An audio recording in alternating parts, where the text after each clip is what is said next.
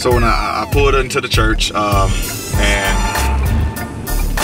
there was a guy there, and I thought he was a janitor, and I asked him. I said, I introduced myself to him. I said, "Hey, how you doing, sir?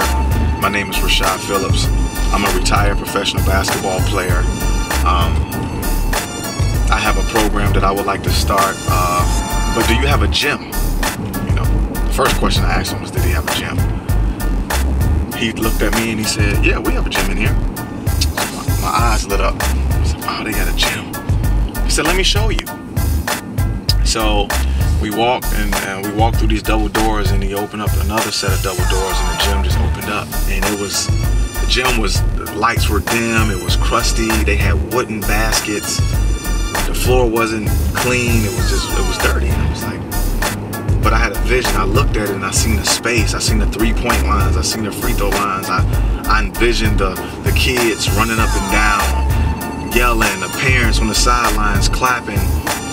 I envisioned that for that quick 10 seconds when he showed me that gym. And I knew right then that there was a purpose now for Rashad Phillips outside of basketball.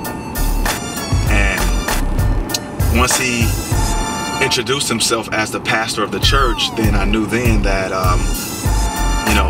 we kind of hit it off, where I explained my purpose with Skills Unlimited, and he asked me to write a proposal. We wrote a proposal up and presented it to his church board, and they gave us the keys to the church within a week. So here I am with a church gym, my own gym, a key to it, and I have 0 kids. So now here's the hard part. Now I have to figure out where are all the basketball players in the community, because this is Rochester Hills. They don't play basketball here. This is my mindset, 3 years ago. They don't play basketball here. Where are all the basketball players? So I go the old-fashioned way. We make flyers. I drive around the subdivisions of Rochester Hills. I ride around on my bike, putting flyers on windshields, putting flyers on doors, putting flyers on porches, riding to the Dairy Queen, giving out flyers. I did this for about a month straight. I got 0 phone calls. So again, I got a gym, I got flyers, I got a website, I got everything up. I have 0 kids.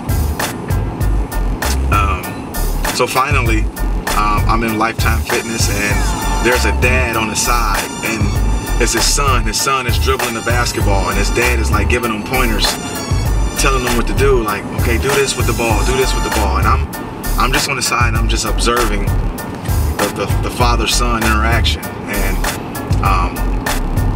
I politely walked towards the dad and said, "How you doing, sir?" And I introduced myself to him, and he introduced himself to me, and I told him I was living in the area and I wanted to start my own, training, developing, mentoring in the community. And coincidentally, he knew who I was, so that helped me there, that he knew who I was.